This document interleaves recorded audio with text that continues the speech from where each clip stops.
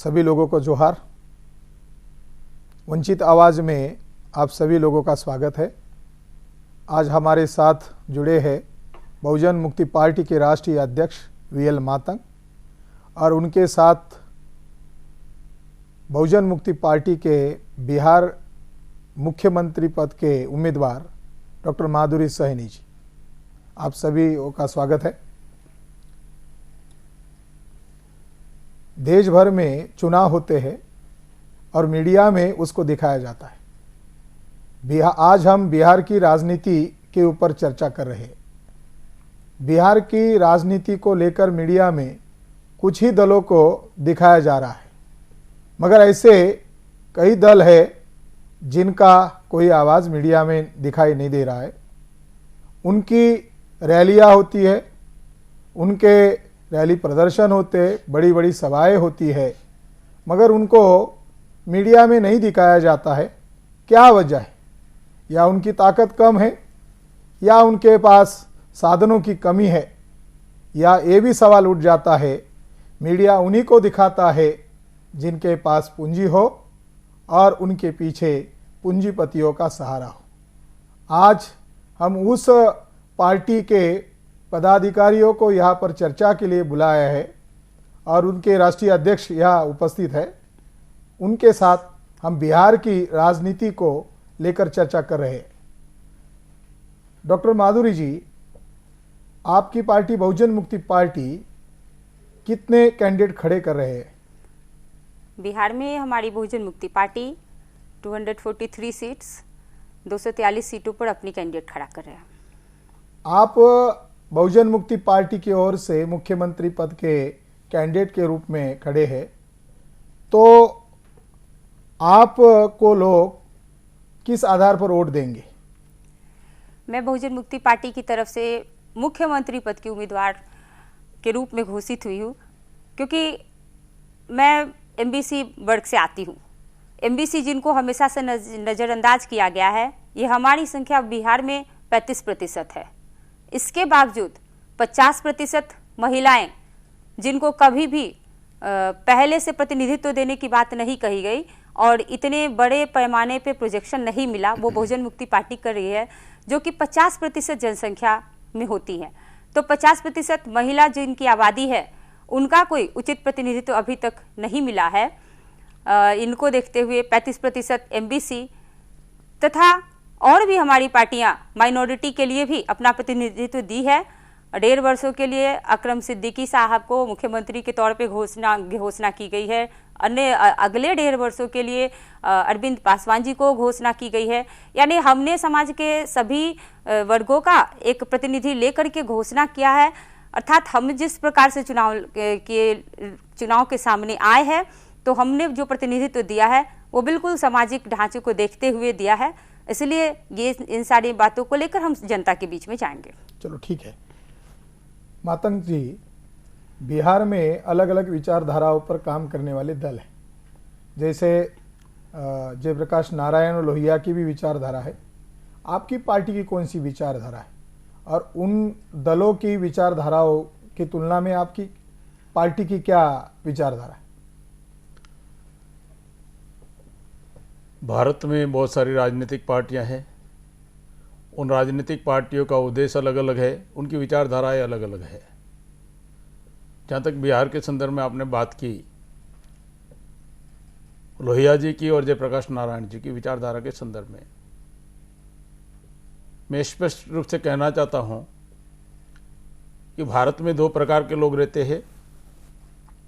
भारत की जो व्यवस्था है, सामाजिक व्यवस्था, एक सामाजिक व्यवस्था के शिकार लोग हैं, विक्टिम ऑफ सोशल सिस्टम, और एक बेनिफिशियरी ऑफ सोशल सिस्टम। जिनको व्यवस्था से बेनिफिट हो रहा है, वो इस असमानता की व्यवस्था को बदलने आने वाले नहीं है, ब्राह्मणवाद की व्यवस्था को बदलने आने वाले नहीं है।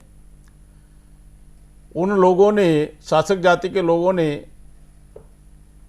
जो व्यवस्था से पीड़ित लोग हैं, उनके 6000 टुकड़ों में बांट दिए हैं। उन 6000 जातियों में हम लोग भाईचारा निर्माण करना चाहते हैं, और इस देश में जो हजारों साल से अधिकार विहीन लोग हैं, वंचित लोग हैं, उनको उनके अंदर भाईचारा पैदा कर इस देश में अधिकार विहीन लोगों को शासक वर्ग बनाने की हमारी विचारधारा है। ये विचारधारा कोई नई नहीं है, ये हमारे महापुरुषों की दी हुई विचारधारा है। ज्योतिराव फुले जी की विचारधारा है, राजश्री छत्रपति साहू जी महाराज की विचारधारा है, डॉक्टर बाबा साहेब अम्बेडकर की विचारधारा है। उनकी विचारधारा के आधार पर हमारी बहुजन मुक्ति पार्टी कार्यरत है। लोहिया और जयप्रकाश की विचारधारा के संदर्भ में दो ही लाइन में बात करूंगा कि लोहिया जी की और जयप्रकाश नारायण जी की विचारधारा अपने आप कांग्रेस की विचारधारा और गांधी की विचारधारा में समाहित है, उनकी कोई अलग विचारधारा नहीं है। आप विक्टिम ऑफ सोशल सिस्टम की बात कर रहे हैं। पासवान जी है, जतिन मांझी जी है, उदित राज जी है, ये भी वो बात करते हैं शोषित लोगों की। उसको आप किस नजर से देखते हैं? जहाँ तक रामविलास पासवान जी की बात है, जितना मांझी की बात है, और भी बहुत सारे शेड्यूल कास्ट के नेता हैं, वो लोग डॉक्टर बाबा साहेब अम्बेडकर का नाम तो लेते हैं, लेकिन प्रोडक्ट बाय लोहिया जयप्रकाश नारायण की उपज है, उनकी विचारधारा की उपज है। केवल डॉक्टर बाबा साहेब अम्बेडकर का लेबल लगाकर उन्होंने लोगों को भ्रमित किया हुआ है। पूर्व में जो डॉक्टर बाबा साहेब अम्बेडकर का नाम लेने वाले, फुले साहब अम्बेडकर का नाम लेने वाले, वर्तमान में आरएसएस का एजेंडा जो है हिंदू राष्ट्र बनाने का, उसमें अपने आप शामिल है।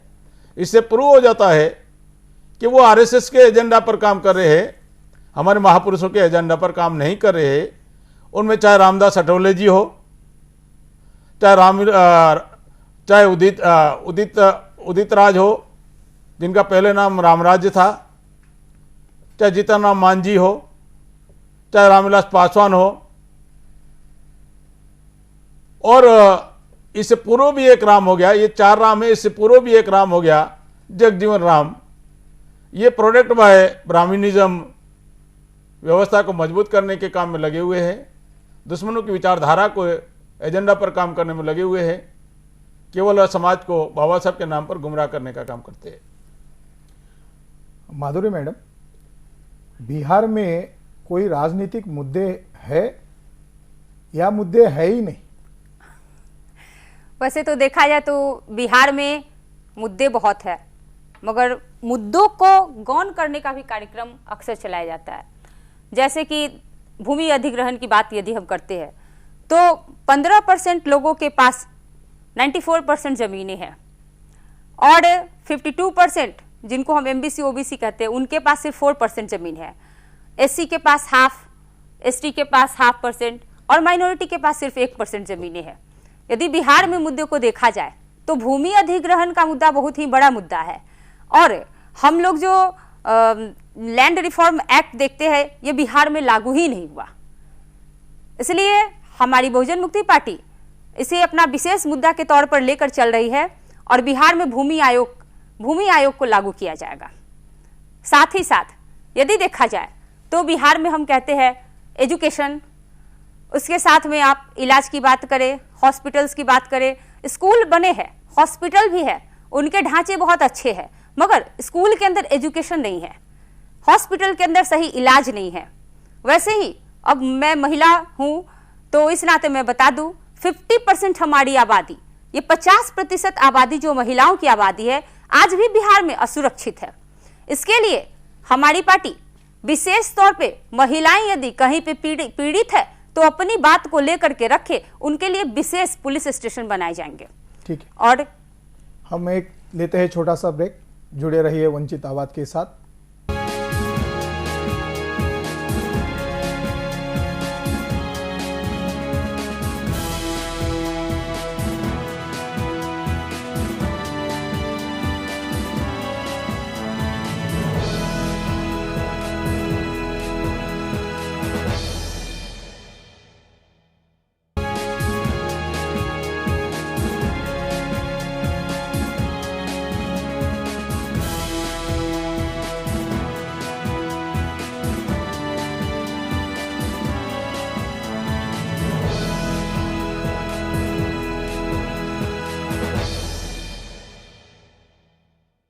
फिर से स्वागत है आपका वंचित आवाज में।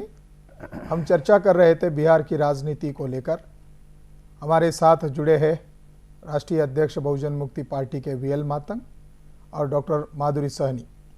हम बात कर रहे थे डॉक्टर माधुरी जी बिहार की चुनाव को लेकर। तो बिहार प्रांत से बड़े पैमाने पर माइग्रेट होते हैं लोग, तो इसकी जड़ क्या है और आपकी पार्टी इस मुद्दे पर क्या करेगी? हाँ, बिहार में रोजगार की कमी की वजह से लोग माइग्रेट होते हैं। यहाँ पे जो अनस्किल्ड एजुकेशन है इसको हम लोग बढ़ावा देंगे। इसके साथ साथ यहाँ पे कृषि आधारित उद्योग लगाएंगे इससे, क्योंकि कृषि प्रधान देश, कृषि प्रधान राज्य है बिहार। और जब लोगों को एक और मुद्दा जैसे हमने कहा कि वो भूमिहीनों को भूमि बांटी जाएगी, भूमि की सीमा तय की जाएगी और जिनके पास अतिरिक्त जमीनें हैं वहां से लेकर भूमिहीनों को भूमि दी जाएगी। तो जैसे ही ये काम होगा हमारे बिहार के वासियों को इतनी जमीनें हो जाएंगी कि वे कृषि योग्य जमीन रहेंगी, तो उनके खाने की समस्या दूर हो जाएगी। इसके साथ साथ कृषि आधारित जो उद्योग लगाए जाएंगे तो बाहर उनको उद्योग के लिए जाने की आवश्यकता ही नहीं होगी। ये बात हो गई। दूसरी बात कि जैसा कि हम लोगों ने सुना कि 15 लाख तक के ठेका पे आरक्षण की बात नीतीश सरकार ने कही, मगर यदि हम देखें एक छोटे से पुल और पुलिया, एक तो घर नहीं बनता है 15 लाख में, फिर छोटे से पुल का भी कॉन्ट्रैक्ट यदि हम देते हैं तो वो 3 करोड़ से कम का नहीं होता है। तो इस कॉन्ट्रैक्ट की बात को रख करके उसमें आरक्षण देने की बात जो उन्होंने कही वो बिल्कुल लोगों को झांसे में रखने की बात कही। हम जो है उनको 3 करोड़ के कॉन्ट्रैक्ट पे आरक्षण देंगे, उसको लागू करेंगे, लोग को इधर उधर जाने की आवश्यकता ही नहीं पड़ेगी। ठीक है। मातंग जी, बिहार में इन दिनों डीएनए के मुद्दे को लेकर काफी विवाद चल रहा है, आखिरकार ये मांजरा क्या है? बिहार में डीएनए के मुद्दे पर बहुत बड़े पैमाने पर विवाद चल रहा है, एक दूसरे पर आरोप प्रत्यारोप हो रहा है। प्रधानमंत्री जी नीतीश जी के डीएनए के संदर्भ में बोल रहे हैं, अलग अलग मुद्दे उछाल रहे डीएनए के मुद्दे पर। जहाँ तक हमारी बहुजन मुक्ति पार्टी का डीएनए के संदर्भ में, इस संदर्भ में हमको जो कहना है कि हमारी पार्टी अगर सत्ता में आई भविष्य में कभी भी, तो बीपीएल कार्ड, आधार कार्ड लागू नहीं करेंगे, डीएनए कार्ड लागू करेंगे। क्यों? कि डीएनए कार्ड से जो बार बार बीजेपी कांग्रेस वाले एक दूसरे पर आरोप लगाते कि बांग्लादेशी घुसपैठ करते, पाकिस्तानी लोग घुसपैठ करते, विदेशी लोग घुसपैठ करते हैं, तो डीएनए आधार कार्ड पर विदेशी कौन कौन भारत में घुसपैठ किया हुआ है तय हो जाएगा और विदेशी डीएनए वालों को भारत के मूल निवासियों पर राज करने का अधिकार नहीं है। हम डीएनए कार्ड लागू करेंगे। डॉक्टर माधुरी मैडम, मंडल आयोग लागू होने के पहले ओबीसी की स्थिति और लागू होने के बाद ओबीसी की स्थिति, इसमें क्या अंतर है? और साथ में जो क्रीमी लेयर लगा दिया ओबीसी के साथ, तो ये उनके साथ क्या न्याय हो रहा है? नहीं, बिल्कुल नहीं। मंडल आयोग की लागू होने के बाद, लागू होने के पहले की जो स्थिति थी वो कम से कम अनुसूचित जाति जनजाति को जितना आरक्षण मिला वो उसका फायदा ले पाए, मगर ओबीसी की तो स्थिति ये कर दी गई कि जब से वो आरक्षण इनको दिया गया उसके साथ ये क्रीमी लेयर लागू कर देने से उनको इस आरक्षण का फायदा नहीं मिला। यानी ये बिल्कुल ओबीसी के लोगों के साथ ये बहुत बड़ा षड्यंत्र रचा गया कि आपको हमने एक तरफ कहते हैं कि हमने आपको आरक्षण दिया, दूसरी तरफ क्रीमी लेयर का बैरियर लगा करके वो आरक्षण को खत्म करने की बहुत बड़ी साजिश की है। इसलिए हम लोग ओबीसी को तो यहाँ पे कहीं से भी आरक्षण का लाभ मिल ही नहीं रहा, यानी यहाँ पे कहीं से भी मंडल आयोग काम नहीं कर रही है। हाँ मातंग जी, अभी तक बीजेपी ने अपना सीएम पद का कैंडिडेट घोषित नहीं किया है, क्या वजह है? बीजेपी ने अगर सीएम पद का घोषित किया होता कैंडिडेट तो बीजेपी में आपसी टकराव शुरू हो जाता, उसके गठबंधन में भी टकराव शुरू हो जाता। जहाँ तक मेरा मानना है बीजेपी इस मुद्दे पर षड्यंत्रकारी भूमिका में है। जिस तरह महाराष्ट्र में उन्होंने सीएम कैंडिडेट घोषित नहीं किया, लेकिन मौका मिलते ही उन्होंने फडणवीस को बना दिया, एक ब्राह्मण को फॉरवर्ड को मुख्यमंत्री बना दिया। हरियाणा में भी सीएम घोषित नहीं किया, मौका मिलते ही खट्टर को बना दिया। उसी तरह बिहार के चुनाव के बाद बीजेपी कोई न कोई फॉरवर्ड को मुख्यमंत्री बनाने की साजिश में लगी हुई है, इसलिए इस मुद्दे पर बीजेपी कोई भी स्टैंड नहीं लेती। आप भारत की चुनाव प्रणाली को कैसे देखते हैं? भारत की चुनाव प्रणाली निष्पक्ष चुनाव नहीं करती। क्यों? कि यहाँ कैंडिडेट एमपी के लिए तो फिक्स है 75 लाख, 25 लाख एमएलए के लिए फिक्स है, लेकिन पार्टियों के लिए कोई समय मर्यादा ही नहीं है अमाउंट फिक्स कितना होना चाहिए। अरबों खरबों रुपया पार्टियां इस्तेमाल कर रही है भ्रष्टाचार कर कर, एक एक रैली में करोड़ों रुपया इन्वेस्ट करते हैं।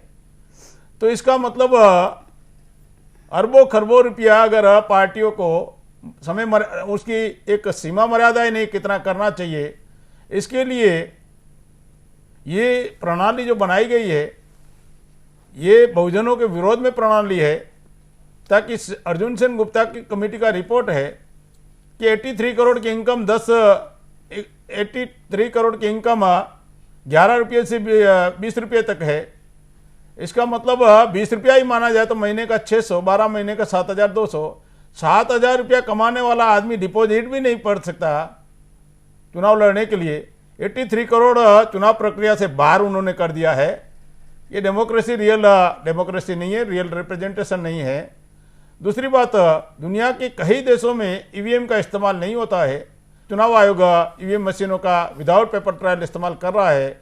इससे वोटर्स लोगों के में बड़े पैमाने पर आशंका है कि पहले बैलेट बॉक्स पर हम लोग देखकर सिंबल मारते थे, ठप्पा मारते थे कि हमने जिसको देना चाहिए उसको दिया। आजकल बटन दबाते पता नहीं चलता वोट कहाँ ट्रांसफर हो जाता है। ये दो बहुत बड़े फॉल्ट है चुनाव प्रक्रिया में। इसलिए भारत में चुनाव निष्पक्ष और फ्री एंड फेयर इलेक्शन नहीं होता, ऐसा मेरा मानना है। तो उसके खिलाफ आपकी पार्टी का क्या स्टैंड है? आपने क्या सोचा इसके लिए करने के लिए? उसके लिए बहुजन मुक्ति पार्टी सत्ता में आएगी तो हम चुनाव प्रक्रिया में भी परिवर्तन करने की पॉलिसी बनाएंगे। डॉक्टर माधुरी जी, लालू नीतीश का जो महागठबंधन बना है, इसके संदर्भ में आपका क्या कहना है? लालू नीतीश जी का जो महागठबंधन बना है ये बिल्कुल यहाँ के बिहार की जनता को झांसा देने वाला गठबंधन हुआ। क्योंकि इससे पूर्व में हमने देखा जो लालू जी के साथ में पहले जब रामविलास जी थे तो उस समय अनुसूचित जाति का भी एक नेतृत्वकर्ता उनके साथ था, मगर उन दिनों नीतीश जी बीजेपी का साथ देते हुए बाद लालू जी को डिफीट करके सरकार बनाए। तो एक वो समय था। और आज जब लालू और नीतीश एक साथ गठबंधन किए हैं तो दोनों ही ओबीसी का प्रतिनिधित्व कर रहे हैं, मगर आज महादलित उनसे अलग हो गए, मांझी जी अलग हो गए, पासवान जी उनसे अलग हो गए, मतलब वो अनुसूचित जाति कंप्लीटली इन लोगों से अलग हो गया। ओबीसी में भी ये एनेक्सर 1 की बात करते हैं, एनेक्सर 2 एमबीसी के लोग कहाँ गए? बीसी ओबीसी में ये जो बीसी कैटेगरी के इसका ये रिप्रेजेंटेशन कर रहे हैं, यानी कहीं ना कहीं ये उनको मार्ग दे रहे हैं, ये पास दे रहे हैं, दलित और महादलित को पास दे रहे हैं कि वे बीजेपी का साथ दे, यानी वे छुपे हुए दुश्मन को पास देने का काम कर रहे हैं। ये कहीं से भी हमारे प्रतिनिधित्व को आगे नहीं आने देना चाह रहे हैं। और एमबीसी के तो नेतृत्व के बारे में लोग बात तक नहीं करते हैं और प्रतिनिधित्व की बात कहां से करेंगे। साथ ही साथ माइनॉरिटी की यदि बात करें तो माइनॉरिटी के प्रति ये केवल वोट लेने के लिए चर्चा का विषय बना सकते हैं, मगर देने की बात आई तो आज तक इन्होंने कभी कुछ भी नहीं दिया। मातंग जी, अभी इन दिनों सवर्ण आयोग की काफी चर्चा बिहार में चल रही है, तो इस सवर्ण आयोग का मामला क्या है और आपकी पार्टी इसको किस नजर से देखती है? पूरे भारत में बीजेपी, केंद्र में बीजेपी की सरकार होने के बावजूद भी बीजेपी हिम्मत नहीं कर पा रही है सवर्ण आयोग गठन करने का या लागू करने का। लेकिन बिहार में नीतीश जी ने ये काम किया, लालू जी उसमें साथ सहयोग में है। सवर्ण आयोग ये फॉरवर्ड लोगों को संतुष्ट करने का, तुष्टिकरण करने का कार्यक्रम है। उन्होंने सर्वे करवाया नीतीश जी ने कि फॉरवर्डों को भी, सवर्णों को भी आरक्षण मिलना चाहिए। तो सर्वे में उन्होंने बताया 2 मुद्दे बहुत भयानक है। उन्होंने बताया कि 25% सवर्णों के पास रोजगार नहीं है, इसके लिए उनकी व्यवस्था करनी चाहिए। मैं ये कहना चाहता हूं, अगर 25% सवर्णों के पास रोजगार नहीं है, इसका दूसरा मतलब है 75% सवर्णों के पास रोजगार है और 25% को देना चाहते हैं, मतलब 100% उनकी व्यवस्था करना चाहते हैं, सवर्णों की 100% व्यवस्था करना चाहते हैं। बल्कि नीतीश जी को और लालू जी को सच्चर कमीशन याद नहीं आ रहा है, उनको मछुआरा आयोग याद नहीं आ रहा है, उनको रंगनाथ मिश्रा कमीशन याद नहीं आ रहा है, उनको बैकवर्ड क्लास का क्रिमिलियर याद नहीं आ रहा है, जाति जनगणना याद नहीं आ रही। क्यों? अगर सवर्णों की उन्होंने सर्वे करवाया, कितने सवर्ण है बिहार में, उनकी स्थिति क्या है, तो नीतीश जी को चाहिए था पिछड़े वर्ग का भी उन्होंने जाति जनगणना करा लेना चाहिए था। कितने पिछड़े वर्ग बिहार में है, ओबीसी के लोग जाति जनगणना करा सकते थे। सवर्णों की हो सकती तो उनका भी हो सकता था। उनको क्रीमिलियर याद नहीं है, जाति जनगणना याद नहीं है। 99% SC ST OBC माइनॉरिटी के पास रोजगार नहीं है, उसकी चिंता नहीं है। 25% सवर्णों की चिंता है। इसलिए लोगों में आक्रोश है कि नीतीश जी अगर सवर्णों के लिए आयोग बनाया तो फिर हमारे लिए हमारे पास वोट मांगने क्यों आ रहे। हम इस बार कहेंगे जाओ सवर्णों से वोट मांगो। दूसरा भयानक मुद्दा है कि केंद्र सरकार कहती है कि जो 32 रुपया कमाने वाला आदमी है वो गरीब नहीं है। नीतीश जी का कहना है कि 12 महीने में जिस सवर्णों की इनकम 1,20,000 होगा, अर्थात महीने में 10,000 होगा, वो गरीब माना जाएगा। महीने में 10,000 का यह मतलब है पर डे 333 रुपया, पर डे हुआ 333 रुपया। 32 रुपया कमाने वाला आदमी गरीब नहीं है, ऐसा केंद्र सरकार कहती है, और नीतीश जी कहता है 333 रुपया कमाने वाला सवर्ण गरीब है। बहुत बड़ा कॉन्ट्राडिक्टरी है। ये जो फॉरवर्डों के वोट लेने के लिए उन्होंने सवर्ण आयोग गठन किया है, लेकिन SC ST OBC और पिछड़े वर्ग और माइनॉरिटी के साथ बड़ी धोखेबाजी हुई। शायद नीतीश जी नहीं जानते कि उनके पास रोजगार नहीं है या गरीब है। आरक्षण ये कोई गरीबी हटाओ उन्मूलन कार्यक्रम नहीं है, गरीबी हटाओ कार्यक्रम नहीं है। अगर गरीबी हटाना तो उनको अलग से बजट प्रावधान करना चाहिए। ये प्रतिनिधित्व का मामला है। भारत के न्यायपालिका, कार्यपालिका, विधायिका में 3% सवर्णों का एक्सेस प्रतिनिधि है। प्रशासन में 80%, क्लास 1 क्लास 2 अधिकारी है। मीडिया में 100% है। न्यायपालिका में प्रतिनिधित्व उनका ज़्यादा ही है, SC ST OBC का ना के बराबर है। विधायिका में सारी पार्टियां 3% ब्राह्मणों ने 5 राष्ट्रीय पार्टी बनाई। हर सामाजिक, आर्थिक, शैक्षणिक हर जगह उनका एक्सेस प्रतिनिधि है। पता नहीं नीतीश और लालू जी सवर्णों को और खुश करना क्यों चाहते हैं, अपने समाज के साथ धोखेबाजी क्यों करना चाहते हैं। इस मुद्दे पर सवर्ण आयोग के विरोध में हमारी पार्टी ने 38 जिलों में सवर्ण आयोग के विरोध में प्रदर्शन किया। हमारी पार्टी सत्ता में आई तो सवर्ण आयोग को तुरंत प्रभाव से रद्द कर दिया जाएगा। ठीक है, हम यहाँ पर लेते हैं एक छोटा सा ब्रेक। जुड़े रहे वंचित आवाज के साथ।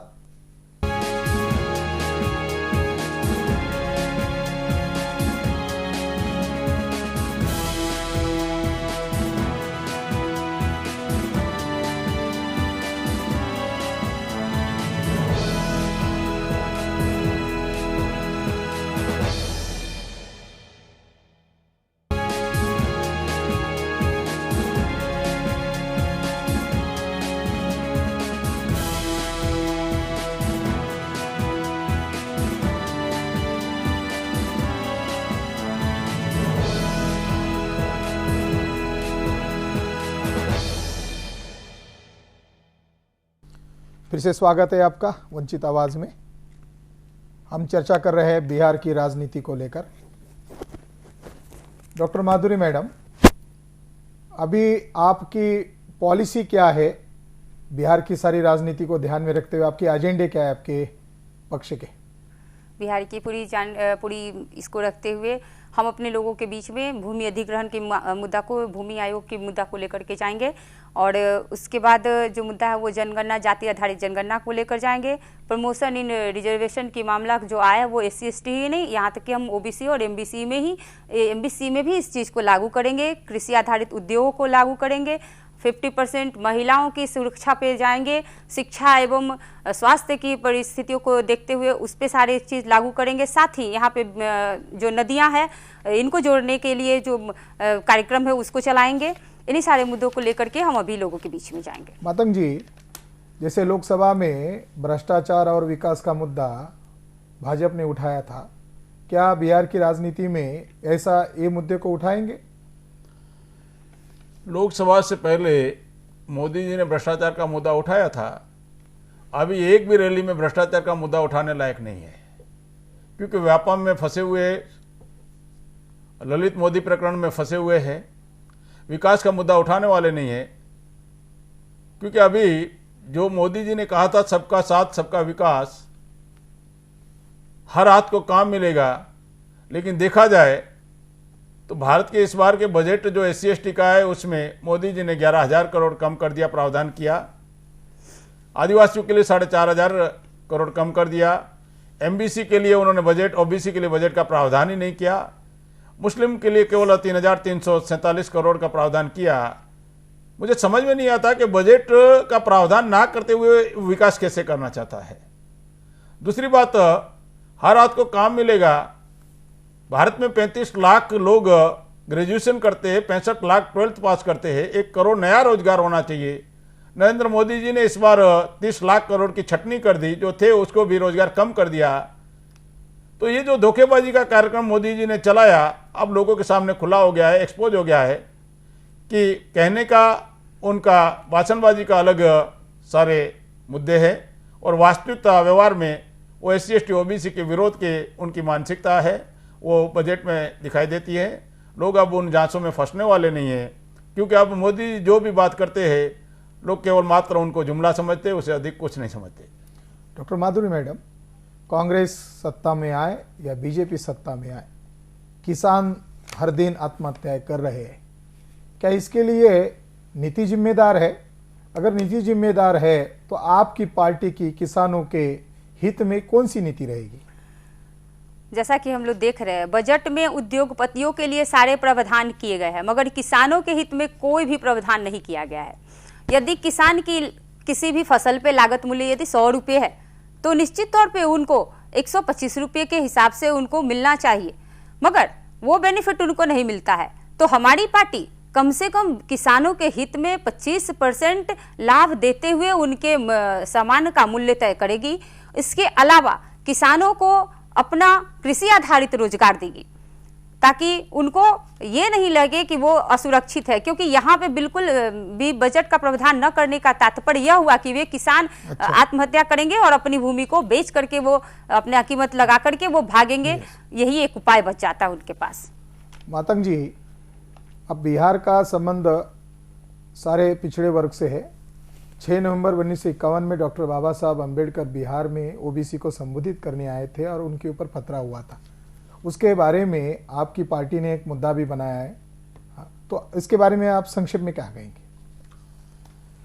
डॉक्टर बाबा साहब अम्बेडकर ने पिछड़े वर्ग के लोगों के लिए इस्तीफा दिया 27 सितंबर 1951 और प्रेस कॉन्फ्रेंस किया। प्रेस में उन्होंने अपना इस्तीफा की कॉपी दिया 10 अक्टूबर 1951। 6 नवंबर को पिछड़े वर्ग के लोगों ने, पिछड़े वर्ग संघ के लोगों ने डॉक्टर बाबा साहब अम्बेडकर को पटना बुलाया। RL चंदापुरी जी को, आप हमको गाइडलाइन करो। नेहरू ने जगजीवन राम के माध्यम से पत्थरबाजी करवाई, भोला पासवान शास्त्री के माध्यम से वो सभा नहीं होने दी। क्यों? वो जो सभा नहीं हुई, इसकी चर्चा तक नहीं हुई पूरे देश में। कम से कम महाराष्ट्र में होनी चाहिए थी, नहीं हुई। ये जो कालेलकर कमीशन को नेहरू ने ठंडे बस्ते में डाल दिया, इसका मूल कारण है कि उसमें पहला ही मुद्दा था कि पिछड़े वर्ग का विकास करना चाहते हैं तो 1961 में पिछड़े वर्ग की जाति जनगणना होनी चाहिए। नंबर 2 का मुद्दा था हिंदू परंपरा के व्यवस्था के मुताबिक जो भी जातियां पिछड़े और शूद्र में आती है वो OBC में कन्वर्ट होना चाहिए। पिछड़े वर्ग के विद्यार्थियों के लिए प्रोफेशनल एजुकेशन, टेक्निकल एजुकेशन में 70% रिजर्वेशन होना चाहिए। नौकरियों में आरक्षण होना चाहिए, क्लास 1 में 25%, क्लास 2 में 33.5, क्लास 3 और 4 में 40% होना चाहिए। कम से कम 200 करोड़ उस समय बजट का प्रावधान होना चाहिए। ये कालेलकर कमीशन ने सारा आंकड़े बताए थे। नेहरू उसको आप संक्षिप्त में, नेहरू उसको देखकर ही डर गए थे, चर्चा होने नहीं दी। उनको लगा शायद डॉक्टर बाबा साहब अम्बेडकर ये मुद्दे उठाएंगे, पत्थरबाजी करवाई, चर्चा नहीं हुई। महाराष्ट्र में होनी चाहिए थी। उस चर्चा को दबाने के लिए जवाहरलाल नेहरू जी ने 15 नवंबर 1951 भारत का पहला इलेक्शन घोषित किया। लोगों को लगा आज़ाद भारत का पहला इलेक्शन हो रहा है, चर्चा को दबाया गया और 24 जनवरी 1952 में इलेक्शन की घोषणा, इलेक्शन का परिणाम आ गया। इतने बड़े मुद्दे को उन्होंने दबाया, पिछड़े वर्ग को दबाया। आज मूल कारण यह है कि पिछड़े वर्ग को मालूम ही नहीं है कि उनके लिए लड़ने वाले डॉक्टर बाबा साहब अम्बेडकर की विचारधारा के अलावा उनके उत्थान का कोई संभावना नहीं है। धन्यवाद मातंग जी। यह चर्चा आज हम विराम देते हैं, मगर यह चर्चा खत्म नहीं होगी। ये वंचितों की आवाज़ है, इसे आगाज तक लेकर जाना है। अगले हफ्ते नए मुद्दे को लेकर हम आपके सामने हाजिर होंगे। तब तक के लिए धन्यवाद। जय भीम, जय ज्योति, जय भारत।